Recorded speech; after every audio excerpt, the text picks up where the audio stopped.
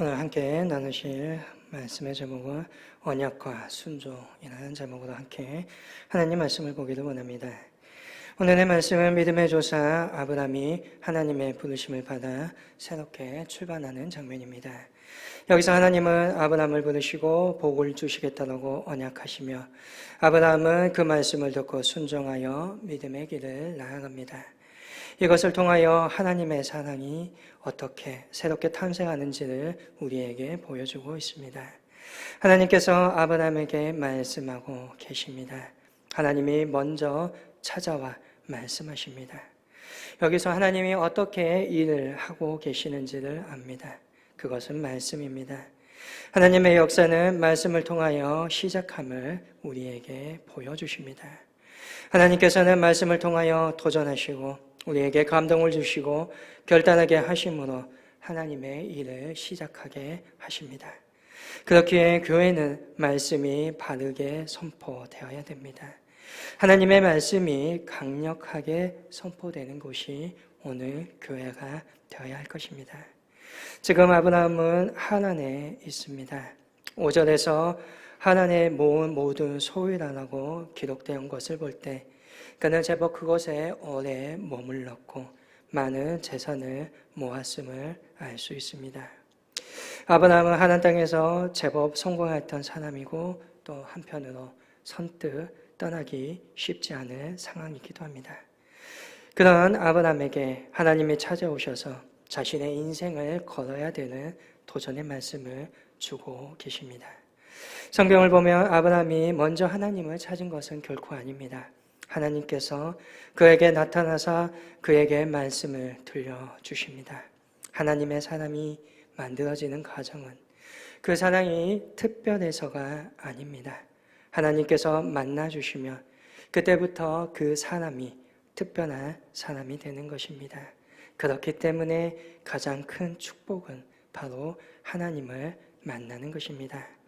이때부터 아브라함은 자신의 크기로 살아가는 인생이 아닙니다. 이제부터는 내가 믿는 하나님의 크기로 살아가는 사람이 될 것입니다. 어떠한 믿음을 가졌느냐에 따라 작은 인생이 될 수 있고 때로는 큰 인생이 될 수도 있습니다. 그렇기에 믿음이 중요합니다. 오늘 우리도 큰 믿음으로 크신 하나님을 경험하는 삶이 되어야 할 것입니다. 여기서 하나님은 아브라함에게 말씀으로 도전하십니다. 1절에 너는 너의 고향과 친척과 아버의 집을 떠나 내가 내게 보여줄 땅으로 가라 라고 말씀하십니다. 고향과 친척과 아버지의 집, 현재 누리고 있는 모든 사회적, 경제적 조건을 의미합니다. 주님께서는 지금 이 모든 것을 포기하고 내가 지시하는 땅으로 가라라고 말씀하시는 것입니다. 여기에서 중요한 것은 하나님이 보여주신 땅이 아닙니다. 하나님께서 보여주실 땅입니다. 지금 현재 보여주신 것이 아무도 없습니다. 눈에 보이는 것이 없고 귀에 들리는 것이 없고 손에 잡히는 것이 없습니다. 그저 하나님의 말씀을 신뢰하며 나아가야 한다는 것입니다. 사람들은 하나님을 믿을 때 하나님께서 나에게 확신한 것을 보여주시면 믿겠습니다라고 말합니다. 그러나 사실 믿음의 삶은 그것이 아닙니다. 보여주는 것을 믿는 것을 믿음이라 하지 않습니다. 믿음으로 움직이면 보이지 않았던 것이 보이는 것, 그것이 믿음의 삶입니다. 믿음으로 나아갈 때 하나님의 일하심을 뚜렷하게 경험하는 것, 그것이 바로 믿음이라는 것입니다. 하나님께서는 지금 아브라함을 향해 믿음의 발걸음을 움직일 수 있도록 도전하고 계십니다. 유업을 주신 것이 아니라 믿음을 주신 것입니다. 그래서 시브리서 11장 8절에 믿음으로 아브라함은 부르심을 받을 때에 순종하여 장래의 유업으로 받을 땅에 나아갈새 갈 바를 알지 못하고 나아갔으며 라고 말씀하고 있는 것입니다. 분명한 비전을 보여주신 것이 아니라 분명한 땅을 보여주신 것이 아니라 그에게 분명한 말씀을 주셨고 그 말씀 때문에 믿음이 생겨 순종하며 나아갔다는 것입니다. 지금은 아무것도 보이는 것이 없고 아무것도 들리는 것이 없고 아무것도 잡히는 것이 없어도 말씀을 듣고 순종하는 믿음으로 나아가니 삶이 시작되었다는 것입니다. 앞으로 어떠한 일이 일어날지는 모르지만 말씀에 순종하며 나아가니 하나님을 경험하는 믿음의 삶을 살아갈 수 있었다는 것입니다. 믿음의 사람은 이렇게 만들어지는 것입니다. 하나님은 또한 2절에 내가 너로 큰 민족을 이루고 내게 복을 주어 내 이름을 창대하게 하리니 너는 복이 될지라 라고 말씀하십니다. 처음으로 주님께서 복을 말씀하십니다. 그리고 짧은 구절 속에 5번을 반복하여 복이라고 하십니다. 여기에서 우리는 너라고 하는 아브라함의 역할과 내가라고 되어 있는 하나님의 역할이 그려짐을 봅니다. 내가 해야 될 일은 무엇입니까? 하나님께서 해주실 일이 또한 무엇입니까? 내가 해야 될 일은 말씀이 들렸을 때에 순종하는 것이요. 하나님이 하실 일은 순종하는 그 사람에게 복을 주시는 것입니다. 그러면 어떠한 복을 주시겠다고 말하십니까? 먼저는 내가 너로 큰 민족을 이루겠다고 하십니다. 큰 민족이나 큰 나라를 이루어가는 민족을 의미하지요. 그래서 이 말씀을 하나님께서 나라를 세우시겠다는 것입니다. 그 나라는 바로 하나님의 나라입니다. 아브라함을 통하여 하나님의 나라를 세우실 것이다 라고 선포하십니다. 그러니까 하나님의 나라를 세우시기 위하여 주님께서는 아브라함을 부르시고 그에게 복을 주시는 것입니다. 주님께서 그의 나라를 세우신 것은 그 나라를 통하여 하나님의 구원의 역사를 이루어 가시기 위함입니다. 이 민족을 통하여서 예수 그리스도께서 이 땅에 오셔서 우리의 구원을 완성시키기 위하여 아브라함에게 복을 주시겠다는 겁니다. 하나님은 결코 아무 목적 없이 우리에게 복을 주지 않습니다. 하나님이 하실 일이 있기 때문에 우리에게 복을 주시는 것입니다. 그래서 우리에게 복을 주셨다고 하는 것은 주님께서 저와 여러분에게 맡겨주실 사명이 있음을 알아야 하는 것입니다. 하나님이 우리에게 주신 복을 통하여 하나님의 뜻을 이루는 일에 온전히 헌신할 때 그 복이 참된 복이라 할 것입니다. 두 번째 약속은 내게 복을 주시겠다고 합니다. 성경의 원문을 보게 되면 중단되지 않고 끊이지 않는 복을 주시겠다는 뜻입니다. 아브라함이 받는 하나님의 복은 끊이지 않는, 중단되지 않는 복입니다. 사실 아브라함 역시 믿음으로 살다가도 인간적인 생각으로 살아가는 모습을 성경을 통하여 우리는 보게 됩니다. 당장 오늘의 본문 이하의 10절 이하의 말씀만 보아더라도 그가 애굽 땅으로 내려가서 얼마나 실망스러운 모습을 보이는지 우리는 알고 있습니다. 그러나 하나님은 아브라함이 그러한 실수를 할 때마다, 그러한 잘못을 할 때마다 아브라함을 꾸중하시거나 벌하시거나 저주하지 않습니다. 도리어 바로의 집에 재앙을 내리기도 하십니다. 잘못은 아브라함이 했는데 바로의 집에 재앙이 내립니다. 왜 그렇게 하십니까? 끊이지 않는, 중단되지 않는 복을 주시고 계시기 때문입니다. 끝까지 포기하지 아니하시고 붙드시는 하나님의 은혜입니다. 이 은혜 때문에 아브라함이 믿음의 조상으로서 굳건하게 세워질 수 있었던 것입니다. 세 번째 복은 내 이름을 창대하게 하시겠다는 겁니다. 이제부터 아브라함의 이름은 아무도 모르는 이름이 아니라 세계의 모든 사람이 아는 유명한 이름이 될 것입니다. 그가 엄청난 능력이 있어 창대한 이름을 얻게 된 것이 아닙니다. 하나님께서 그를 높이셨기에 창대하게 되는 역사가 일어나게 된 것입니다. 만약 아브라함이 하나님을 만나지 못했더라면 아무도 모르는 이름으로 끝나는 인생을 살아갔을 것입니다. 그러나 하나님이 만나주시고 그의 이름을 창대하게 하시니 그가 복된 삶을 살아갈 수 있게 되었다는 겁니다. 이렇게 하나님을 만나고 하나님이 키워주시는 인생, 그 삶이 바로 가장 복된 인생임을 우리에게는 보여주고 있는 것이지요. 네 번째는 너는 복이 될 것이다 라고 말씀하십니다. 이 말씀은 그의 삶이 다른 사람에게 복이 되는 인생이 될 것이라는 겁니다. 그래서 축복의 전달자로의 삶을 삽니다. 누구든지 아브라함을 만나면 복을 받을 수 있는 기회가 만들어질 것입니다. 아브라함은 이제 복의 통로가 되어 인생을 살아가게 되는 것입니다. 3절은 말합니다. 너를 축복하는 자에게는 내가 복을 내리고 너를 저주하는 자에게는 내가 저주하리니 땅의 모든 족속이 너로 말미암아 복을 얻을 것이라 하신지라. 이제 하나님께서 아브라함과 한편으로 나아가십니다. 하나님은 이제 철저하게 아브라함 편에 서 계십니다. 누구든지 아브라함을 축복하며 그 사람이 누가 되었든지 하나님은 그에게 복을 내려주실 것이고, 누구든지 아브라함을 저주하면 하나님께서는 그 사람을 저주하는 그러한 관계가 되어 있습니다. 이 약속은 아브라함에게만 주신 약속이 아니라 하나님의 모든 자녀에게 주신 약속입니다. 누구든지 주님을 그주로 믿고 거듭나 하나님의 자녀가 되었다면 모두에게 동일한 복을 허락하여 주신다는 것입니다. 그렇기 때문에 우리는 주 안에서 서로 힐난하거나 저주하면 안 되는 것입니다.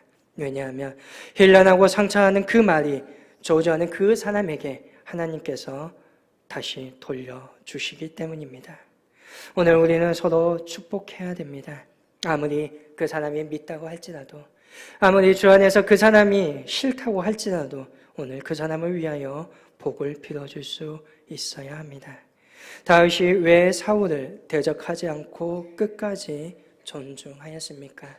자기를 죽이려고 합니다. 자기를 저주하는 사람입니다. 충분히 대적할 수 있습니다. 하지만 다윗은 결코 그렇지 않습니다. 왜냐하면 사울이 하나님의 기름 부음을 받은 사람이었기 때문입니다. 그에게 아무리 자격이 없음이 있다 할지라도 대적하지 않는 것은, 오히려 끝까지 그를 존중한 것은 바로 그가 하나님으로부터 기름을 부음을 받아 왕으로 인정되었기 때문입니다. 그래서 다윗은 하나님께 복을 받았던 것입니다. 반대로 사울은 어떠합니까? 다윗이 하나님의 사람임을 알고 있습니다. 그가 하나님께로부터 기름을 부음 받음을 알고 있습니다. 알면서도 그는 끝까지 그를 죽이려고 합니다. 끝까지 그를 저주합니다. 결과적으로 온 가족이 비참하게 몰락되는 것을 보게 됩니다. 하나님의 사람을 저주하며 성도가 성도에게 상처되며 서로를 비난하며 하나님께서는 반드시 그것을 되돌려 주신다는 것입니다. 옆에 앉아있는 여러분의 형제와 자매들이 어떻게 보이십니까? 시시하게 보이십니까? 내가 좀 무시하고 비난하고 공격해도 되는 사람으로 보이십니까? 여러분, 절대 시시한 사람이 아닙니다. 내가 무시해도 되는 사람들이 아닙니다. 이 사람들은 여러분 옆에 앉아 계신 형제와 자매들은 하나님께서 복을 주셨고 하나님의 자녀로 삼으셨습니다. 하나님께서 하나님의 사람으로 삼으셔서 자기의 편에 있게 하신 분입니다. 그러므로 우리가 서로 축복하며 살아가기를 바랍니다. 여기에서 비난하고 저기에서 헌담하고 잔인하게 공격하는 말로 그 사람을 상처 입히시기 말기 바랍니다. 그 길이 망하는 길입니다. 주 안에서 가장 미련한 지심을 우리는 알아야 됩니다.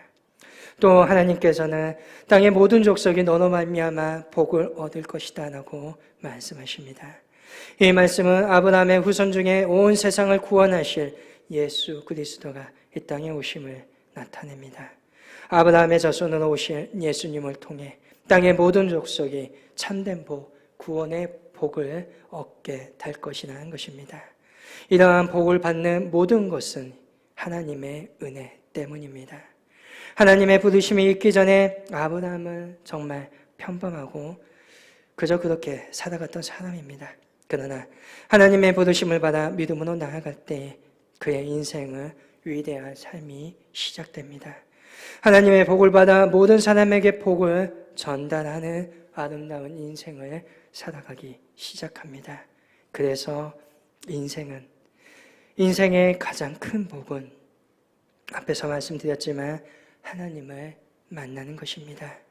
아무리 작고 연약한 나의 삶이나 할지라도 그것이 하나님을 만나면 그때부터 큰 인생을 살아갈 수 있기 때문입니다. 갈릴리 총구석에서 어부로 살아갔던 베드로는 예수님을 만난 후에 달라진 삶을 살아갑니다. 예수님을 만난 이후에 위대한 사도로서의 삶을 살아갑니다. 다윗 역시 어떠합니까?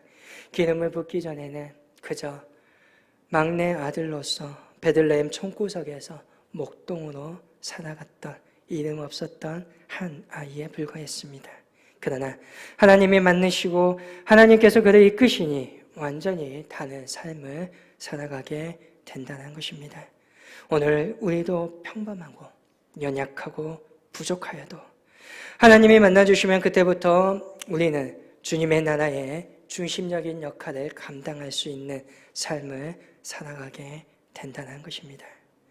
하나님의 이러한 부르심에 아브라함이 오늘 어떻게 대답합니까? 4절입니다. 예, 아브라함이 여호와의 말씀을 따라갔고 롯도 그와 함께 갔으며 아브라함이 하란을 떠날 때에 75세였더라라고 기록합니다.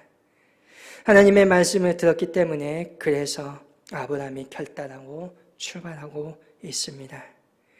이것을 하나님의 말씀을 따랐다라고 기록합니다. 이때에 그뿐만 아니라 조카 롯도 함께 갑니다. 그리고 이때 아브라함의 나이가 75세였다고 기록합니다. 히브리서 11절 8절에 아브라함은 믿음으로 부르심을 받을 때 갈 바를 알지 못하고 나아갔다고 합니다. 그런데 오늘 성경은 하나님의 말씀을 따라갔다고 합니다.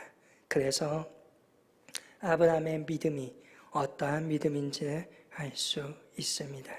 아브라함의 믿음은 말씀대로 나아가는 믿음입니다. 오늘 그것을 우리에게 보여줍니다. 참된 믿음이란 말씀에 순종하는 것임을 우리에게 가르쳐줍니다. 말씀이 옳다라고 하며 옳은 것이고 말씀이 아니라고 하며 아닌 것입니다. 말씀대로 해보는 것이 바로 믿음의 삶인 것입니다. 말씀 때문에 결단하고 일어나고 말씀 때문에 나아가는 삶이 바로 믿음의 삶임을 우리에게 아브라함을 통해 보여주고 계십니다. 자꾸 말씀에 토를 달고 세상의 지식을 가지고 복잡하게 생각하는 사람은 절대 믿음으로 살 수 없습니다. 이러한 사람에게 말씀이 주어진다면 말씀대로 살아야 될 이유를 찾는 것이 아니라 말씀대로 살면 안 되는 이유를 찾게 될 것입니다. 결국 말씀은 뒷전이요 자신의 생각과 자기의 주관대로 살아가는 사람이 되게 될 것입니다. 하나님의 말씀은 내 생각을 비우고 받는 것입니다. 내 생각을 비운다. 그 말 그대로 문자 그대로 받는다는 것이 아닙니다. 바로 하나님의 뜻을 찾는 것입니다. 하나님의 의도를 찾는 것입니다. 하나님의 목적을 찾아가는 것입니다. 그 뜻을 찾다 보니 그 목적을 뒤져가다 보니 그 말씀 때문에 내 삶에 하나님의 역사가 일어난다는 것입니다. 그 말씀 때문에 내가 믿음이 생기고 믿을 때문에 결단하고 결단하 일어나 보니 하나님의 복이 하나님의 기적이 나에게 일어난다는 것입니다. 아브라함은 혼자 떠난 것이 아니라 온 고족과 함께 자기가 하나님에 있어서 모았던 모든 소유와 얻은 사람들과 함께 떠납니다. 가나안 땅을 향하여 나아갑니다. 12장 5절에 아브라함이 그의 아내 사라와 조카 롯과 하란에서 모은 모든 소유와 얻은 사람들을 이끌고 가나안 땅으로 가려고 떠나서 마침내 가나안 땅에 들어갔더라라고 말합니다. 처음으로 그가 가는 곳이 목표지가 가나안임을 그립니다. 이것은 아브라함이 아무 계획 없이 떠난 것이 아님을 보여줍니다. 분명한 목표를 가지고 그가 떠났다는 것입니다. 알다시피 창세기 12장 1절과 11장 8절을 통하여 그가 가야 될 곳이 어딘지 알지 못합니다. 그런데 목적지가 가나안이라고 되어 있습니다. 아브라함은 어디로 가야 할지는 알지 못하였지만 그럼에도 불구하고 아무 계획도 세우지 않고 대책 없이 떠난 것이 아님을 우리에게 보여주는 것입니다. 어디로 가야 될지는 모르지만 계획을 세우고 나아갑니다. 그리고 그가 간 땅은 바로 가나안입니다. 왜 가나안을 선택하고 왜 가나안을 향하여 떠난 것입니까? 바로 하나님의 계획이 있기 때문입니다. 잠언 16장 9절은 말합니다. 사람이 마음으로 자기의 길을 계획할지라도 그의 걸음을 인도하시는 이는 여호와이시니라. 인간이 계획을 세웠습니다. 내 뜻이라고 생각하지만 그 걸음을 인도하시는 분은 바로 우리 하나님이십니다. 그렇기 때문에 믿음으로 일하기 원하는 사람은 계획해야 됩니다. 기도해야 됩니다. 준비하며 나아가야 됩니다. 하나님을 믿기 때문에 아무것도 하지 않고 손 놓으면 된다는 것은 절대 아니라는 것입니다. 하나님을 믿는 믿음 때문에 우리는 더욱더 착실하게 준비하며 철저하게 세우며 준비하고 충실히 감당하는 삶을 살아야 한다는 것입니다. 이렇게 우리가 말씀에 순종하여 준비하면 하나님께서는 그 걸음을 인도하여 주실 것입니다. 내가 세우는 계획과 목적과 방향까지도 하나님이 간섭하시고 계획해 주실 것입니다. 그렇기 때문에 우리는 어긋난 땅 길로 가지 않는 것입니다. 정말 하나님이 원하시는 그 일을 준비하고 감당하며 나아가는 삶을 저와 여러분이 살아갈 수 있기를 원합니다. 이제 아브라함은 마침내 가나안 땅에 도착했고 그 땅을 지나 세겜 땅 모래 상수리 나무에 이르게 됩니다. 세겜의 땅, 가나안 땅 중심에 있는 땅입니다. 세겜에는 그린심산과 예반산 사이에 있는 땅입니다. 물이 풍부하고 비옥합니다. 아브라함이 예매하게 들어간 것이 아니라 확실하게 좋은 곳이 어딘지 계획하고 들어갔음을 보여주는 것입니다. 이때 여호와께서 아브라함에게 나타나 말씀하십니다. 7절에 여호와께서 아브라함에게 나타나 이르시되 내가 이 땅을 네 자손에게 주리라 하신지라. 자기에게 나타나신 여호와께 그가 그곳에서 제단을 쌓고, 아브라함은 자신에게 나타나신 야훼 하나님께 그곳에서 제단을 쌓았습니다. 이것은 하나님의 말씀을 굳게 믿었다는 것이며 하나님이 나에게 주신 은혜에 감사하는 마음으로 제사를 드렸다는 것입니다. 그 아브라함은 베델 동쪽 산으로 옮겨 장막을 쳤다라고 합니다. 그곳에서 다시금 하나님께 제단을 쌓고 하나님의 이름을 불렀다고 합니다. 아브라함이 한 곳에 계속 정착하지 못하고 그 땅에서 나그네처럼 계속 이주하면서 살아가고 있음을 보여줍니다. 그러면서 구절에는 점점 남방으로 옮겨갔다라고 말합니다. 남방이라고 하는 말은 네게부입니다. 이스라엘 남쪽 유대 광야 지역입니다. 척박한 광야입니다. 다윗이 사울을 피해 도망하였던 곳이 바로 이 지역입니다. 왜 좋은 세겜에서 점점 광야의 지방으로 옮겨가는 것일까요? 풍요롭게 살기 좋은 세겜 땅에 정착하지 못하고 왜 자꾸 이리저리 옮기다가 결국은 좋지 않은 땅까지 내려가게 되는 것입니까? 성서의 학자들은 그가 정착하지 못한 것, 이미 그 땅에 살고 있는 가나안 사람들에 의해 쫓겨나다 보니 결국은 더 안 좋은 땅으로 내려갈 수밖에 없다라고 해석합니다. 한편으로 믿음으로 출발하기는 했지만 그 길이 결코 쉽지 않다는 것을 보여주는 것이기도 합니다. 오늘 우리도 믿음으로 결단하고 나아가면 처음부터 모든 것이 순탄하게 진행되는 것이 아님을 알게 됩니다. 다음 말씀을 보면 사실 애굽으로 내려가서 아브라함은 더 큰 곤욕을 치르게 됨을 보게 됩니다. 믿음으로 나아가면 더 큰 어려움을 만날 수 있습니다. 왜 하나님은 아브라함에게 이러한 어려움을 만나게 하십니까? 정말 아브라함이 가는 곳곳마다 제단을 쌓았고 야훼 하나님의 이름을 부르는 모습을 보면 우리는 왜 그렇게 하시는지 도무지 알 수가 없습니다. 왜 하나님은 그에게 그러한 길을 걸어가게 하시는 것입니까? 어찌 보면 그것은 그 길을 통하여 아브라함의 믿음을 더욱 연단하고 정금과 같이 나올 수 있는 믿음의 사람으로 세워지게 하기 위함일 수도 있습니다. 아브라함이 나중에 이삭을 바치는 믿음은 그 순간 한순간에 만들어진 믿음이 절대 아니라는 것입니다. 이러한 저러한 실패와 연단의 과정을 통하여서 그가 더욱더 하나님의 이름을 부르게 되고 그때마다 하나님의 사람답게 세워가시는 하나님을 만나게 되었다는 것입니다. 결국 시련과 연단을 통해 더욱 위대한 하나님의 사명을 감당할 수 있는 주님의 사람으로 성장하게 만들었다는 것입니다. 그래서 믿음으로 결단하며 나아갈 때에 어려움이 있더라도 절망하면 안 되는 것입니다. 되는 이는 하나도 없고 볼모지와 같은 난방으로 정겨 옮겨가도 우리는 절대 망하지 않습니다.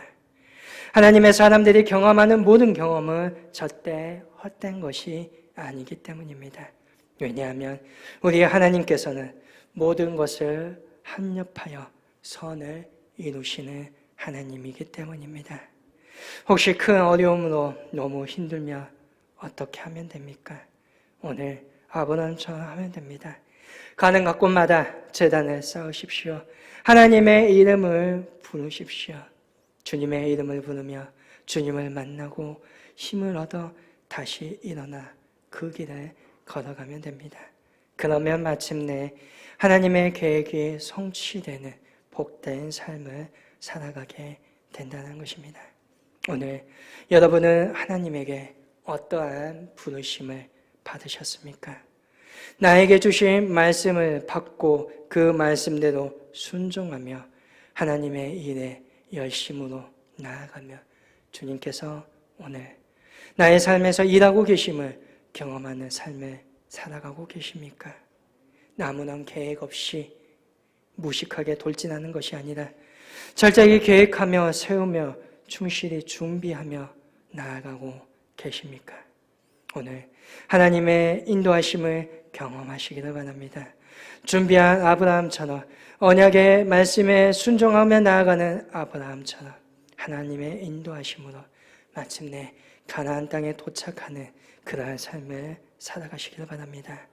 말씀대로 순종하다 어려움을 때로 만날 때에 안 된다고 포기하는 삶이 아니라 그때마다 그 순간마다 하나님께 제단을 쌓고 주님의 이름을 부르면서 다시금 힘을 얻으시기를 바랍니다. 다시금 일어서시기를 바랍니다. 하나님이 보여주신 그 길을 하나님께서 약속하여 주신 언약 내가 끊이지 않는 복을 너에게 주겠다. 그 언약을 붙잡으며 중단 없이 하나님의 삶을 걸어갈 수 있기를 바랍니다. 이러한 삶을 살아갈 때에 마침내 하나님의 계획이 저와 여러분의 삶 속에서 이루어지게 될 것입니다. 복된 삶을 살아가게 될 것입니다. 언약 앞에 순종하는 믿음이 되시기를 바랍니다. 그리고 그러한 삶을 살아가는 저와 여러분이 될 수 있기를 주님의 이름으로 간절히 축원합니다. 함께 일어서서 찬양하겠습니다. 이제는 우리 주 예수 그리스도의 은혜와 하나님 아버지의 무한신 사랑과 성령님의 감화 감동 교통하심이 함께 예배하며 주님의 영광을 위하여 주님의 기쁨을 위하여 주님의 말씀에 순종하며 결단하며 믿음의 삶으로 나아가고자 하는 귀한 주의 모든 성도들 위해 이제부터 영원까지 함께하여 주시기를 간절히 축원하옵나이다. 아멘.